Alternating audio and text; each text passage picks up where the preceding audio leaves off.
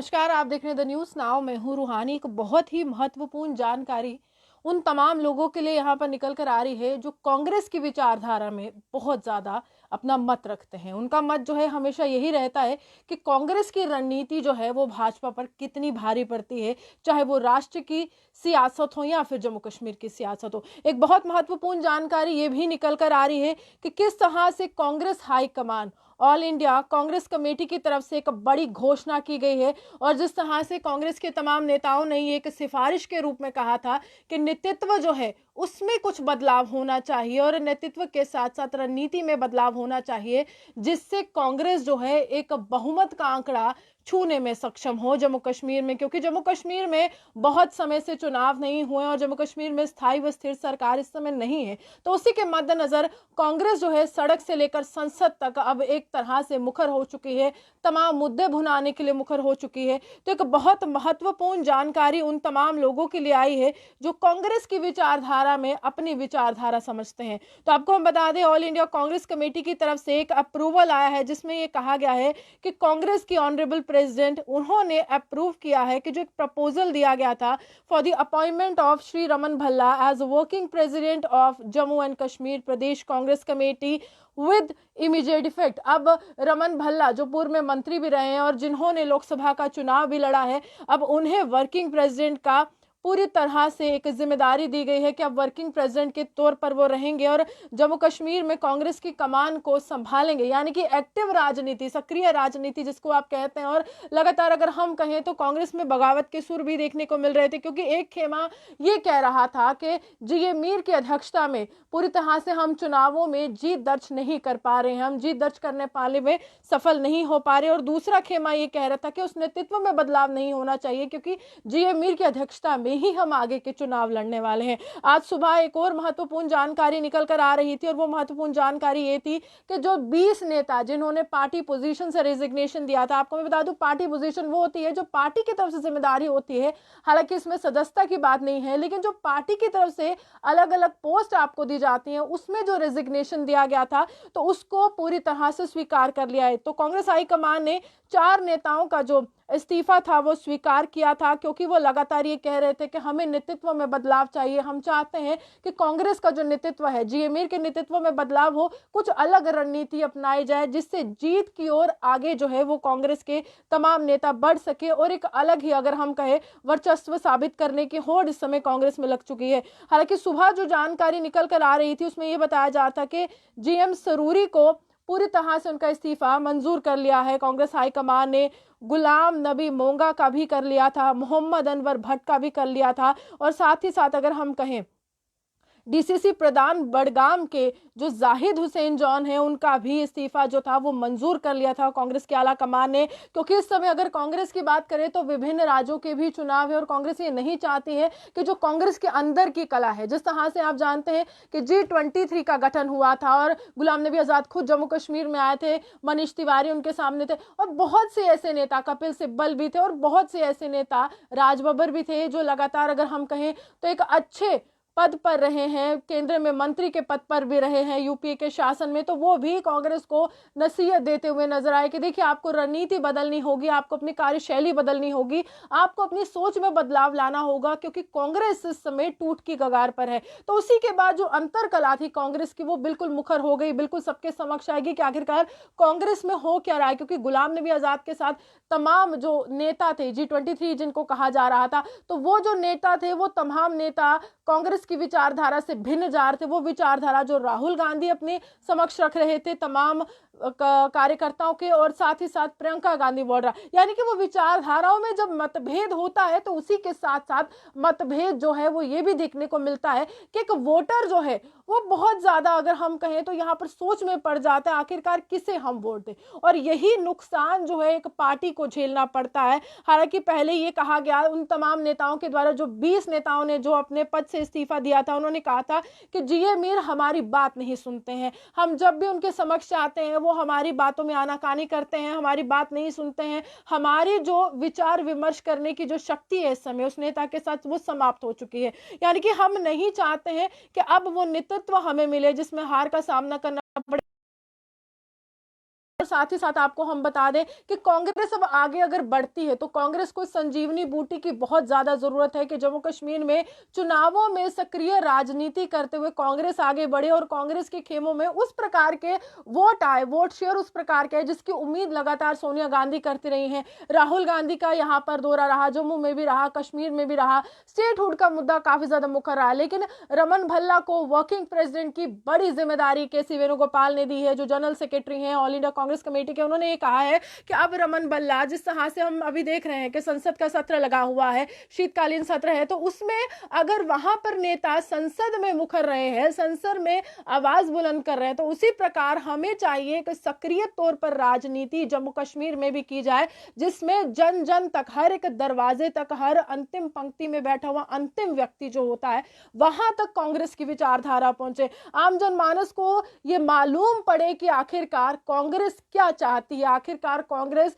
किस तरह से आम जनता के मुद्दों को भुनाने की कोशिश कर रही है और आम जनता के साथ चलने की कोशिश कर रही है। हालांकि अगर हम कहें तो यही एक तरह से यहां पर कयास लगाए जा रहे थे कि क्या रणनीति रहने वाली है, क्या इस्तीफे मंजूर करने के बाद एक बड़ा बदलाव जम्मू कश्मीर कांग्रेस में देखने को मिल सकता है। तो रमन भल्ला को अब कहा गया है, देखिए आपको हमने एक जिम्मेदारी दी है और आपको वर्किंग प्रेसिडेंट की जिम्मेदारी जब हम दे रहे हैं, यानी कि आपको सक्रिय रहना पड़ेगा। अगर वहां पर सड़क पर लड़ाई होती है, संसद पर लड़ाई होती है, तो आपको हर एक मुद्दे को बुनाना होगा। हालांकि अगर हम रमन भल्ला की बात करें तो रमन भल्ला हो, योगेश साहनी हो, विभिन्न नेता अगर हम कहें, चाहे डिस्ट्रिक्ट लेवल पे हो या फिर पूरी तरह से जम्मू कश्मीर की राजनीति के सक्रिय नेता हो, पूर्व मंत्री भी रहे हो, वो तमाम नेता सड़क पर नजर आते हैं, महंगाई के मुद्दों पर सड़क पर नजर आते हैं। साथ ही साथ स्टेटहुड का मुद्दा जो बहुत बड़ा मुद्दा है, आज सुबह ही हमने उनसे बातचीत करने की कोशिश की तो हमने जानने की कोशिश की थी कि आखिरकार क्या किस प्रकार की प्रतिक्रिया उनकी रहती है, किस प्रकार वो सोचते हैं कि 4 नेताओं का इस्तीफा जो है वो मंजूर कर लिया है।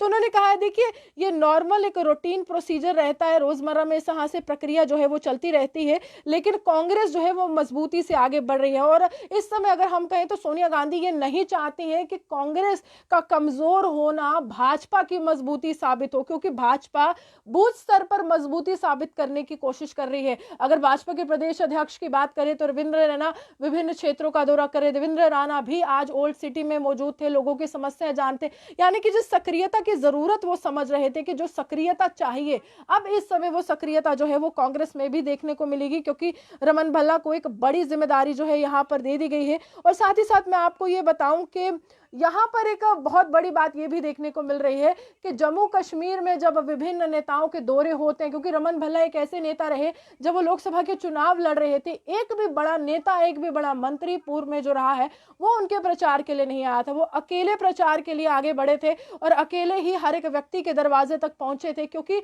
उन्होंने पूर्व में एक मंत्री के तौर पर बहुत ज्यादा वर्चस्व अपना साबित किया है जम्मू कश्मीर की राजनीति में। लेकिन साथ ही साथ अगर हम कहें तो यहां पर एक बहुत बड़ा फैसला लिया गया है। वर्किंग प्रेसिडेंट वो प्रेसिडेंट होता है जो पूरी तरह से सक्रिय राजनीति करता है, तमाम मुद्दों को घेरने की कोशिश करता है, जो केंद्र सरकार की नीतियां होती है। देखिए इस प्रकार अगर हम कहें तो वो विपक्ष का पूरी तरह से विरोध करना ही था, संसद में कहें या फिर हम सड़क में कहें या किसानों के साथ आना, कि खुद प्रधानमंत्री को पूरे देश के समक्ष माफी मांगनी पड़ी और प्रधानमंत्री ने कहा देखिए मैं समझाने में असफल रहा। तो इसी तरह की रणनीति कांग्रेस इस समय समझ रही है कि अगर हम इस प्रकार की रणनीति अपनाते हैं, अगर विपक्ष के तमाम नेता एक साथ होते हैं, महागठबंधन तो पूर्व में बन चुका है, लेकिन अगर एक बार फिर से तमाम नेता एक ही विचारधारा के साथ चलते हैं तो ये बड़ी बात होगी कि जम्मू कश्मीर की राजनीति को पलटने के लिए एक बड़ा फैसला जो है रमन भल्ला के तौर पर लिया गया है। अब देखना बहुत ज्यादा दिलचस्प होगा कि रमन भल्ला किस प्रकार आगे की रणनीति बनाते हैं, क्योंकि लगातार अगर हम कहें हर मुद्दे पर उनकी प्रतिक्रिया रहती है, हर एक बात पर प्रतिक्रिया रहती है। महंगाई की बात हम करते हैं, स्टेटहुड की बात करते हैं, बेरोजगारी की बात करते हैं, तमाम बातों को लेकर रमन भल्ला आगे चले हैं, विभिन्न नेता आगे चले हैं और वो हमेशा यही कहते हैं कि देखिए हम जनता से जुड़े मुद्दों को भुनाने की कोशिश करते हैं ताकि सत्ता में बैठे हुए तमाम जो सत्ताधारी हैं उन तक आवाज पहुंच सके। रमन भल्ला का हमेशा यही कहना है कि देखिए हम सड़क पर इसीलिए उतरते हैं, इसीलिए हम प्रदर्शन करते हैं कि जनता अगर सड़क पर नहीं उतर रही है तो जनता को उम्मीदें विपक्ष से होती हैं कि आखिरकार विपक्ष क्या कर रहा है। अगर कोई नीति सत्ता पक्ष की सही नहीं है तो विपक्ष ही सवाल उठाने का काम करता है। और इस समय अगर हम कहें तो देश में बहुत से सवाल ये भी उठाए जा रहे हैं ममता बनर्जी की तरफ से कि देखिए कांग्रेस तो अभी है ही नहीं, कांग्रेस का कोई अस्तित्व नहीं है, कोई वर्चस्व नहीं है। तो उसी तरह की बातें अगर जम्मू कश्मीर में भी होने लगी तो कहीं ना कहीं जम्मू कश्मीर हाथ से फिसलता हुआ नजर आएगा। तो जीए मीर को मनाने की बजाय, अगर हम कहें यहाँ पर गुलाम नबी आजाद को मनाने की बजाय, एक बड़ी जिम्मेदारी रमन भल्ला को दी गई है। अब सक्रिय राजनीति में आपको उतरना होगा, यही कहना है हाईकमांड का। अब आपको वर्किंग प्रेसिडेंट के तौर पर रहना होगा और साथ ही साथ डिसीजन मेकिंग बॉडी यानी कि विचार विमर्श जीए मीर के साथ भी किया जाएगा कि आखिरकार किस तरह के फैसले जो है वो जम्मू कश्मीर की राजनीति को लेकर हैं। तो इसी प्रकार अगर हम कहें तो बहुत सी बातें निकल कर आती हैं कि जम्मू कश्मीर की राजनीति में जहां एक तरफ गुलाम नबी आजाद विभिन्न क्षेत्रों में रैलियां कर रहे हैं और विभिन्न क्षेत्रों में अपनी विचारधारा पहुंचाने की कोशिश कर रहे हैं, और उनके जो संबंधित नेता है, जो उनके समर्थक है, वो ये चाहते हैं कि अगला चुनाव जो है वो गुलाम नबी आजाद की अध्यक्षता में लड़ जाए। वही रमन भल्ला, अगर हम कहें रमन भल्ला, साथ ही साथ जीए मीर, योगेश सानी, ये तमाम नेता एक साथ ही नजर आते हैं। कोई कार्यक्रम हो, कोई प्रदर्शन हो, तो ये चाहते हैं कि जीए मीर जो है उनकी अध्यक्षता बहुत अच्छी है और उनकी अध्यक्षता में ही जम्मू कश्मीर में आगे बढ़ा जाए। देखिए, जब एक पार्टी में मतभेद होता है और वो जनता के समक्ष अगर पहुंच जाता है तो नुकसान अगर कहीं होता है वो नुकसान चुनावों में ही होता है। उस नुकसान से बचने के लिए कांग्रेस की आला कमान ने ये बड़ा फैसला लिया और कांग्रेस की आला कमान ये चाहती है कि अब जम्मू कश्मीर की राजनीति में हमें आगे बढ़ना होगा, क्योंकि पूरे देश की नजरें जम्मू कश्मीर पर रहेंगी। काफी समय के बाद अगर चुनाव होते हैं, परिसीमन आयोग का काम काफी रफ्तार से आगे बढ़ रहा है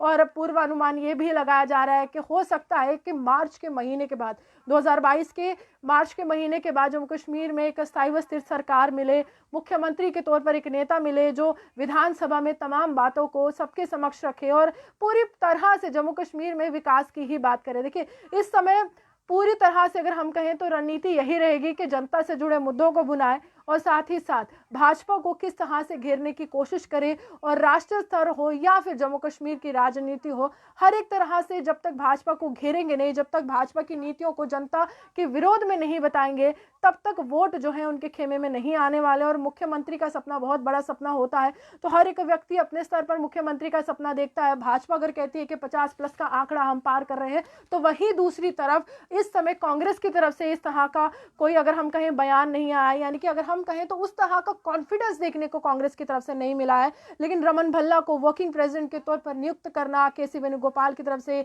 बहुत बड़ी जिम्मेदारी देना, अब जम्मू कश्मीर की राजनीति किस ओर मोड़ लेती है ये देखना दिलचस्प होगा। लेकिन साथ ही साथ अगर हम कहें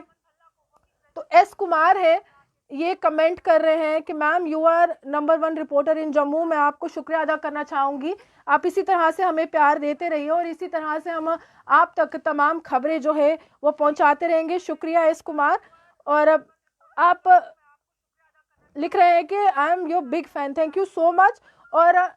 मैं यही कहूंगी कि देखिए, जम्मू कश्मीर को उसकी राजनीति के लिए जाना जाता है और जम्मू कश्मीर की राजनीति जो है वो काफ़ी ज़्यादा प्रबल रही है। देखिए, राजनीति के साथ साथ बयानों के लिए भी जाना जाता है। अब बयानों का जिक्र अगर मैं कहूँ तो महबूबा मुफ्ती भी जम्मू पहुंच चुकी हैं। पुंछ राजौरी का दौरा देवेंद्र सिंह राणा साथ में रविंद्र रैना कर चुके हैं, महबूबा मुफ्ती भी पुंछ राजौरी का दौरा करने वाली, यानी कि कहीं ना कहीं सियासी जो खेमे में हलचल है वो देखने को मिल रही है। विभिन्न क्षेत्रों में एक साथ दौरा करना, यानी कि भाजपा के नेता वापस आते हैं, महबूबा मुफ्ती वहां पर पहुंचती है, फिर कांग्रेस की रैलियां होती हैं। इसी तरह से राजनीति जो है वो आगे बढ़ रही, क्योंकि हर एक व्यक्ति इस समय यही चाहता है कि जम्मू कश्मीर में अगर स्थायी व स्थिर सरकार हो तो उसमें सबसे ज्यादा वोट शेयर, सबसे ज्यादा सीटें जो हैं उनकी पार्टी को मिले। इसके लिए अब मेहनत करना बहुत जरूरी है, अब घर से निकलना बहुत जरूरी है, अब दफ्तर की कुर्सी को छोड़ना बहुत जरूरी है और जनता के दरवाजे तक पहुंचना बहुत जरूरी है। लेकिन आपसे मैं यही कहूंगी,